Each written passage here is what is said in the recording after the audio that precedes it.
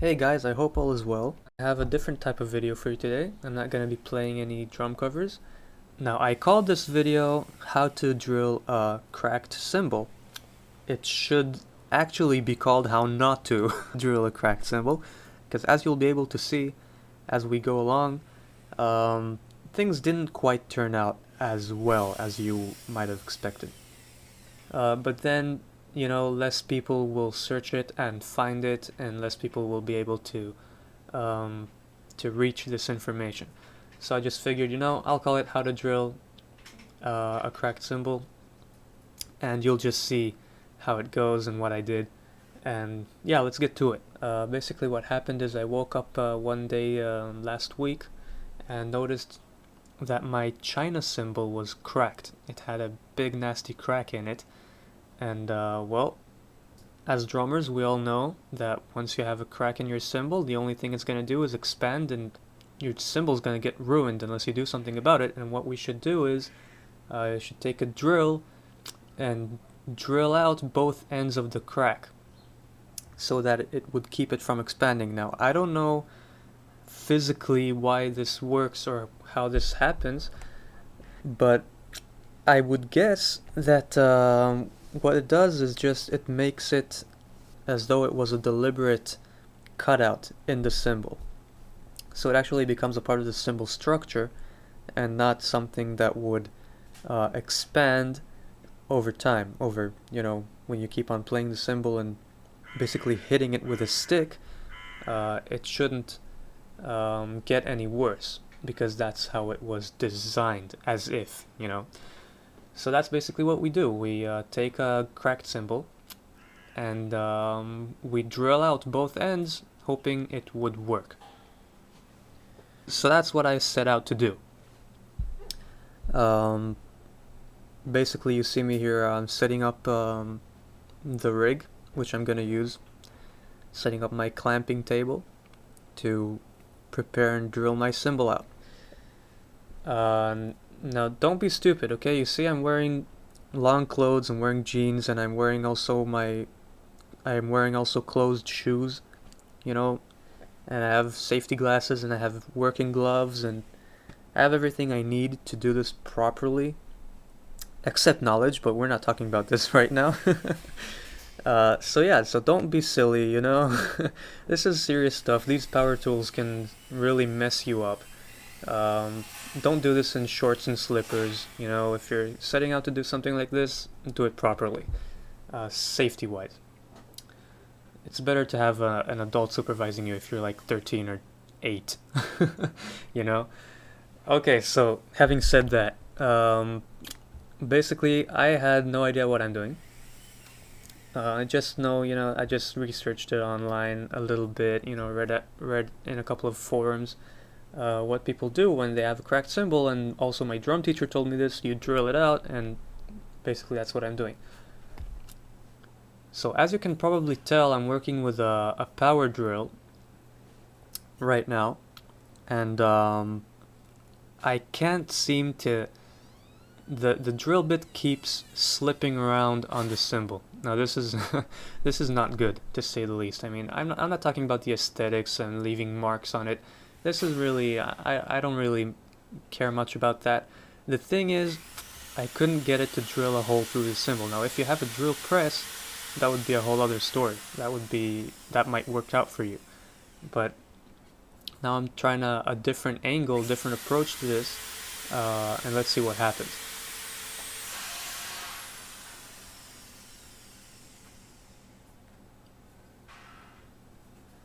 Okay, so as you can probably tell, this did not turn out so well. Because it's a China cymbal, not a crash or a hi-hat or a ride, because it has this extra flange in it, and it's relatively thin, what happened is the flange flattened out, and then when I drilled through it, it popped back up again. So that was a really irregular motion, and the result of that, as you can see, is a big hole in my cymbal, which was not really how I expected it to turn out. Nonetheless, I didn't really intend on doing this with the drill. My plan from the beginning was to use a disc saw. I just wanted to see how drilling out would work. So as you can see, I already have a disc saw prepared. Now, before today, I never thought I'd take a disc saw to one of my cymbals, but now that I've seen the tear in my cymbal, I just figured a disc saw would make much more sense in forming a clean cut. And the main reason I wanted to do something more than just drilling out both ends of the tear is because this tear is really narrow. You know, nothing broke out of it, well, until now, but nothing broke out and left a big gap in the cymbal. So basically both sides, both of the edges of the tear, they keep touching and rubbing against each other, and it makes a really annoying rattling noise when the cymbal is played. So basically what I had to do was enlarge, form a gap between both of the edges of the tear so that they won't be able to rub against each other and do that rattling noise. So that's why I chose to take out a disc saw and start wreaking havoc in my China cymbal.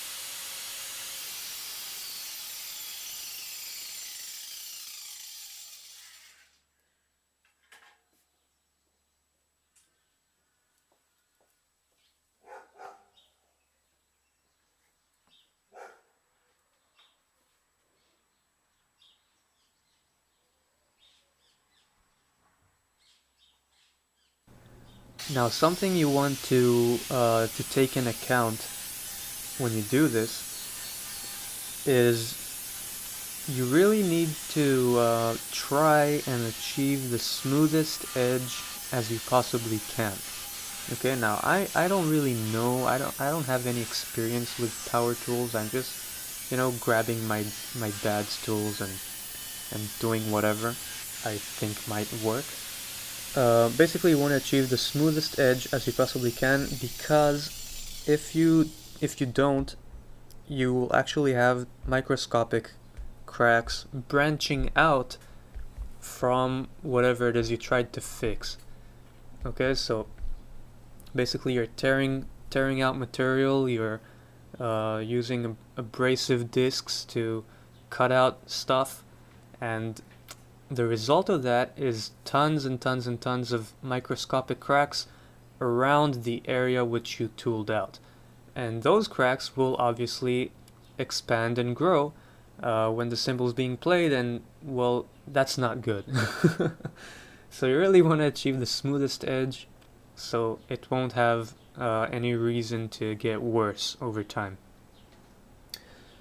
Now, what I didn't tell you before was I actually had two cracks, two tears in my cymbal, but one was just really starting out. It didn't really go all the way through. It just started on one edge, on the top side of the cymbal. So basically I already had the chainsaw. It's not a chainsaw.